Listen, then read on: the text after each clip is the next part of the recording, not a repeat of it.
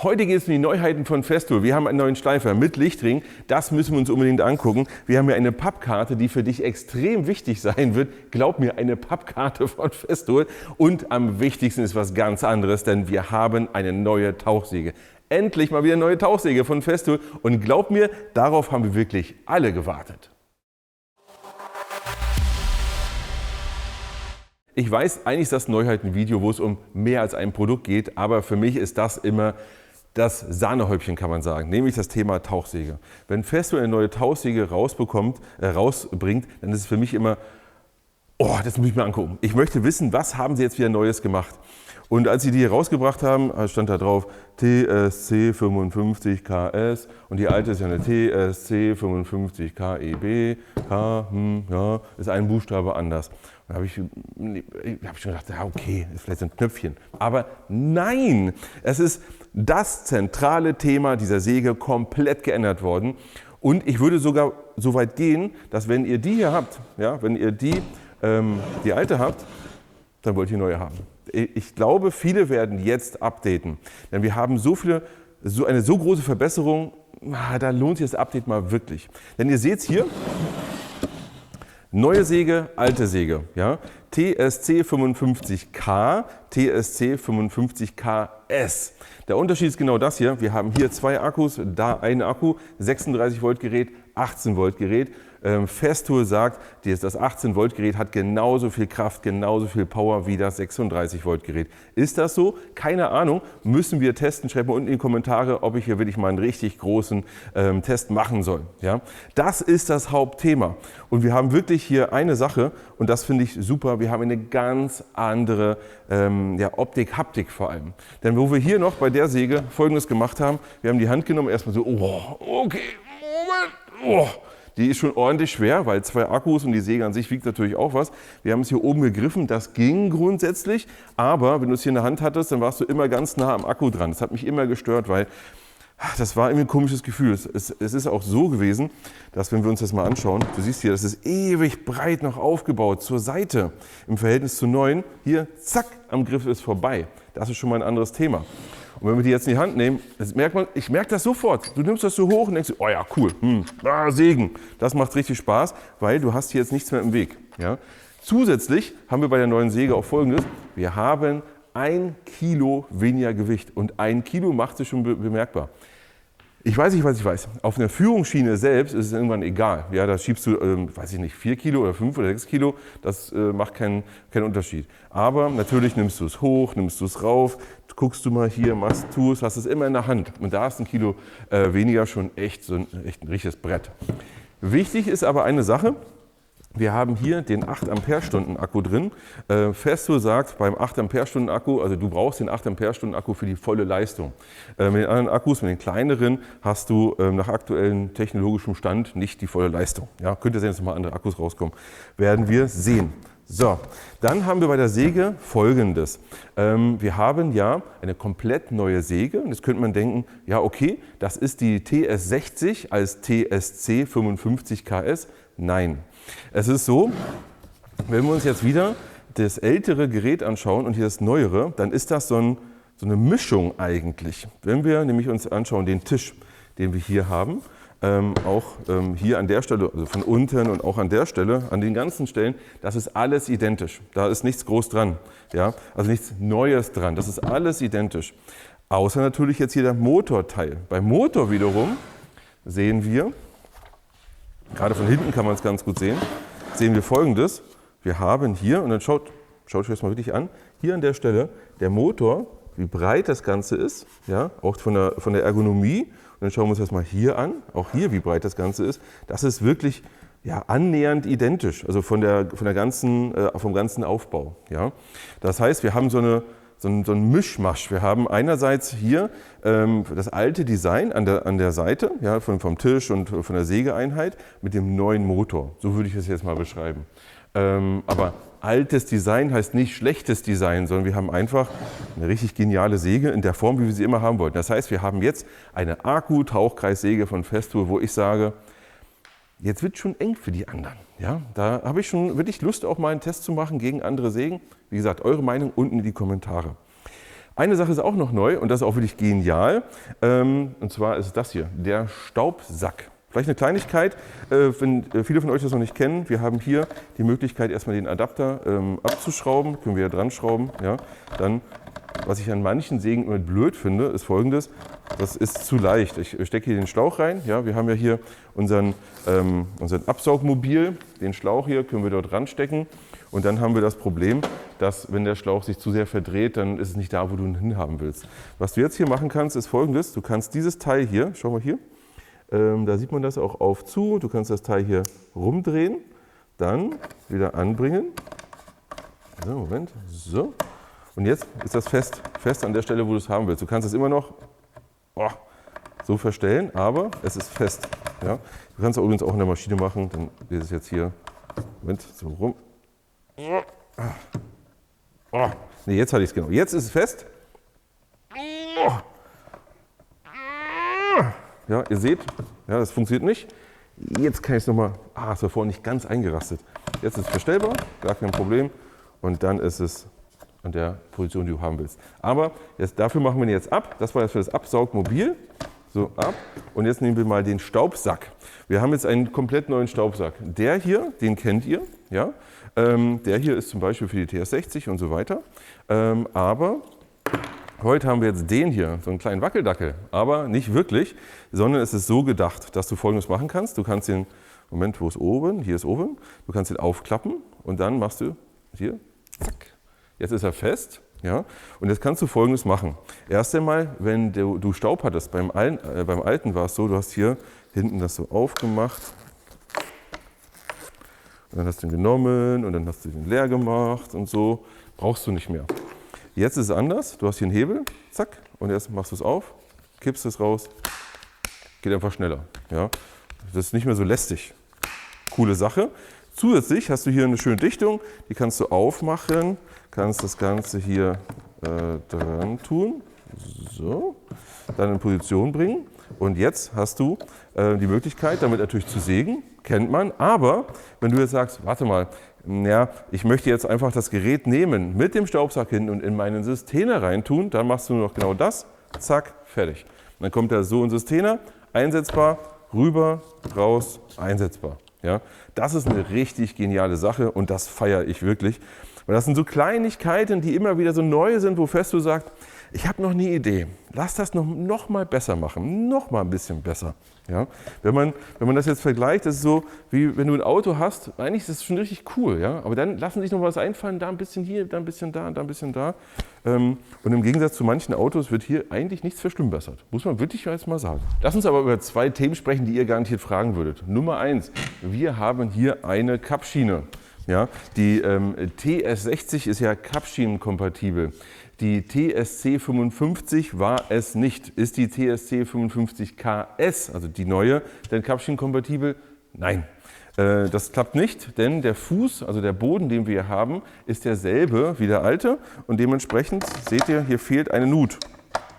Ja, nämlich genau hier an der Stelle, ja, fehlt die. Hier seht ihr eine Nut, ja, die ist wirklich notwendig, um das führen zu können. Hier haben wir sie nicht. Ich zeige euch das auch nochmal hier. Ja, hier haben wir es.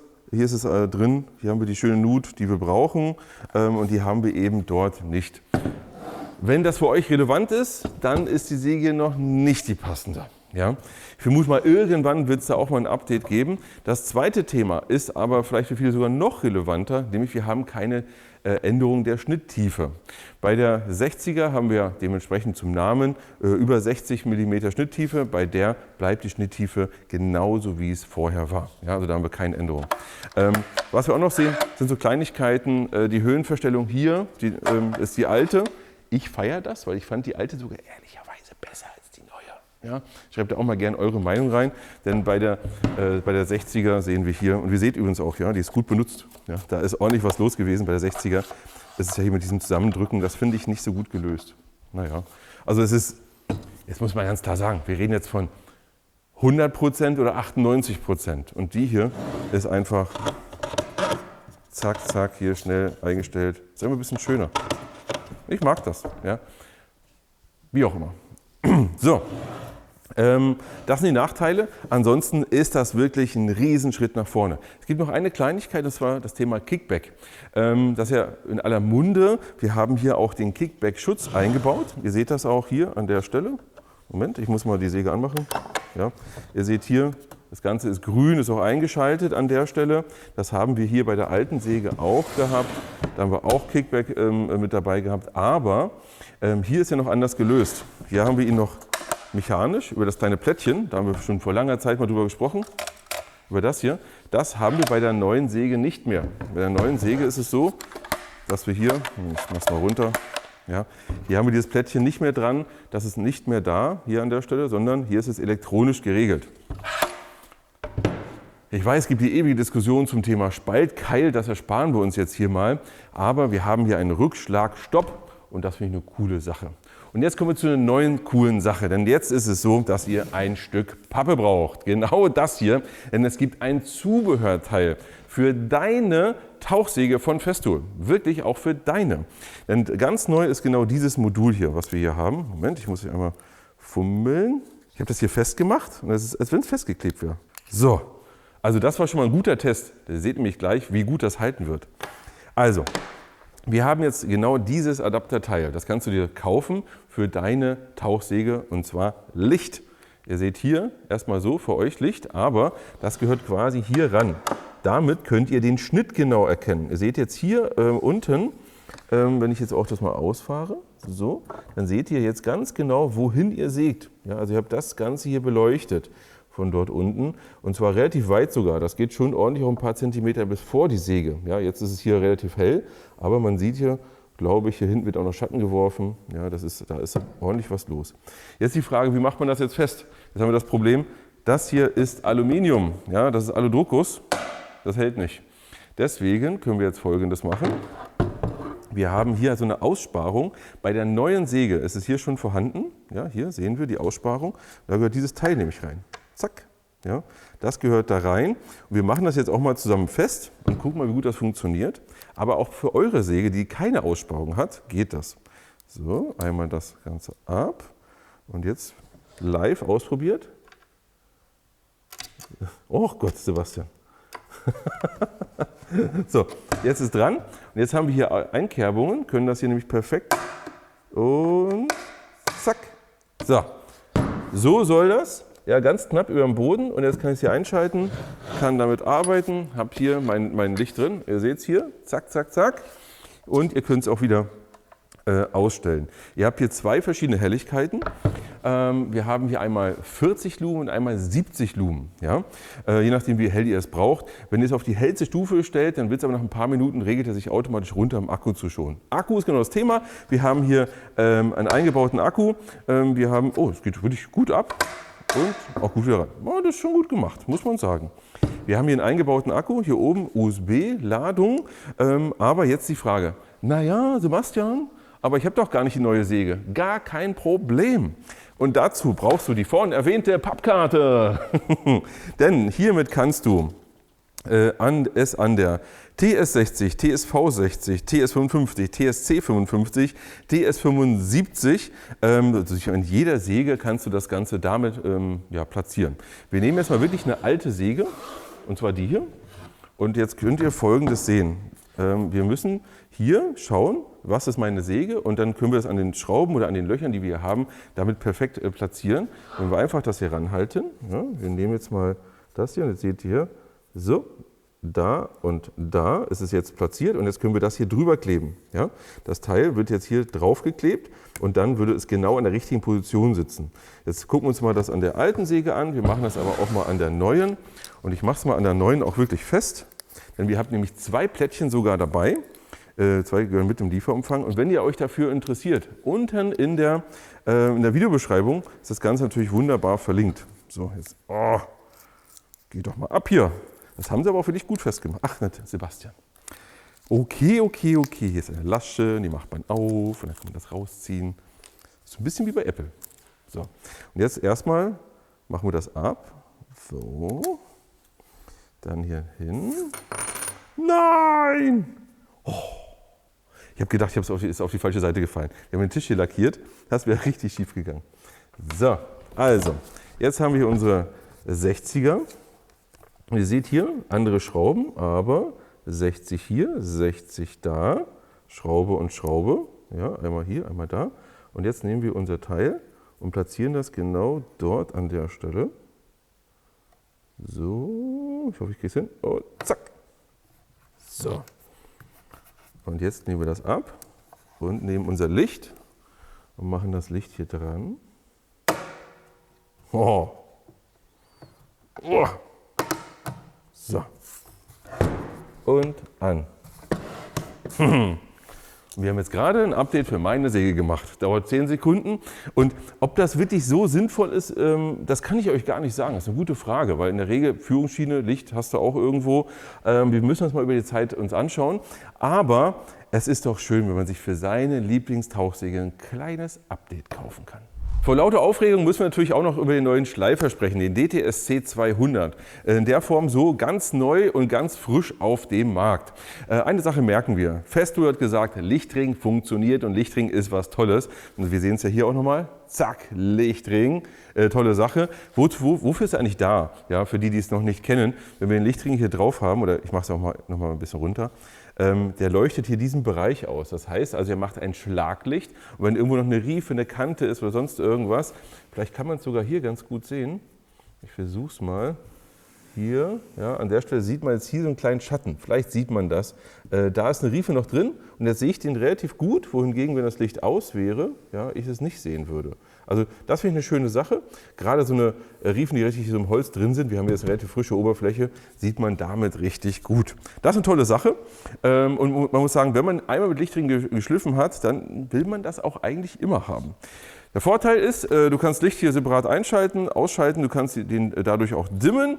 Du kannst den Lichtring übrigens auch nochmal über deine App justieren. Dazu einfach dich mit dem Akku verbinden, mit deiner Festool-App einfach einstellen, so wie du es haben willst, und dann funktioniert das Ganze. Wenn wir gerade schon hier hinten sind, wir haben hier die Geschwindigkeitseinstellung, können das hier ganz normal einstellen von 1 bis 6. Ich finde es auch gut, dass es kein so digitales Touchy ist, sondern dass man ganz normal das einstellen kann, ein bisschen schneller, ein bisschen langsamer.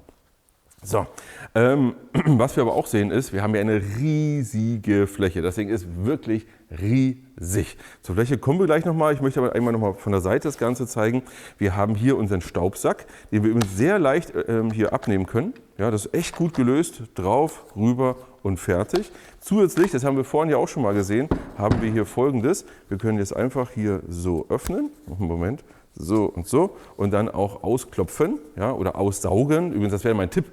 Ganz wichtig, das wäre wirklich mein Tipp. Wenn du mal mit dem Beutel arbeitest, halte einfach den Sauger hier rein, ja, der wird das hier schon wunderbar aussaugen und dann ist das Ding auch sauber. Mach das nicht, dass du es irgendwo hier rein tust, weil dann staubt das wieder raus und das, was du eigentlich haben wolltest, ist dann nicht der Fall, nämlich du wolltest es eigentlich ja staubfrei haben. Das funktioniert echt gut und das wäre mein Tipp auch für die anderen Geräte hier. Klappt richtig gut. So, jetzt machen wir es nochmal ran und jetzt kämpfen wir uns aber mal zum Thema Größe. Wenn wir uns das Thema Größe, na, ich mache doch ab. Ab ist doch besser. So. Übrigens hier schön das Thema Akku. Wir kommen gleich zur Größe. Das Thema Akku. Wir haben hier einen ganz normalen Standard-Akku. Ihr kennt das ja. Früher hatten wir hier durchaus auch mal so eine etwas andere Akkuform. Ja, die sah ja optisch auch ganz anders aus als der Akku. Jetzt können wir hier den Standard 18 Volt Akku einfach reinnehmen und damit arbeiten. Es gab in der Vergangenheit ja einen Adapter, sodass du das Akkugerät auch mit Netz betreiben konntest. Ist aktuell nicht vorgesehen, wird es wahrscheinlich auch nicht mehr geben. Aus meiner Sicht auch eigentlich nicht wirklich notwendig. Aber das ist eure Meinung, schreibt es gerne unten in die Kommentare. Jetzt kommen wir zur Größe. Wenn ihr euch jetzt mal Folgendes vorstellt, so ein klassischer Delta-Schleifer ist ja etwa so groß, also dass wenn du sowas hast, dann das ist dann etwa so, ja, da haben wir hier schon um einiges mehr. Wenn wir uns jetzt den 400er angucken, also das andere Modell, ist das diese Größe, ja? So groß ist der. Und das ist der Unterschied zwischen dem 400er und dem 200er. Frag mich nicht, warum der 400 und der 200er ist. Egal. So, das ist also schon eine riesige Größe. Und jetzt haben wir hier also ein ganz anderes Schleifmittel, nämlich das hier. Das ist schon, wow, riesig groß. Und jetzt können wir Folgendes machen. Wir nehmen das erstmal ab. Wir nehmen das hier drauf. Ich zeige euch das mal, wie schön das hier drauf auch sitzt. Und dann haben wir nämlich einen großen Vorteil. So, jetzt mache ich mal schnell. So, wenn wir jetzt hier randnah arbeiten, was passiert? Hier vorne ist am ehesten kaputt. Also hier vorne Verschleiß ist am ehesten, geht vielleicht auch kaputt. Ja, kaputt ist relativ, aber du weißt, was ich meine. Ja, aber das machst du und tust. Jetzt kannst du Folgendes machen. Du nimmst jetzt das Schleifmittel, nehmen das jetzt mal hoch. Und jetzt haben wir hier so eine Sollbruchstellen.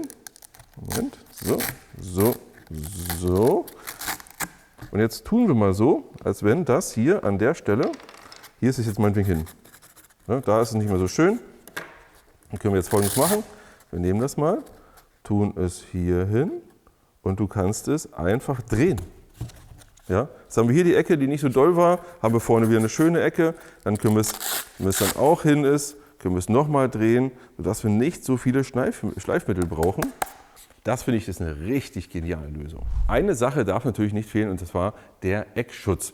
Wenn du jetzt irgendwo in die Ecke wirklich reinarbeiten willst, aber du hast hier ein empfindliches Material, würde der ja immer dagegen schlagen. Ja? Also jedes Mal, wenn er sich dreht und bewegt, also nicht dreht, ihr wisst, was ich meine, dann würde er hier zack, zack, zack, zack, gegen die Ecke kommen. Das willst du teilweise nicht.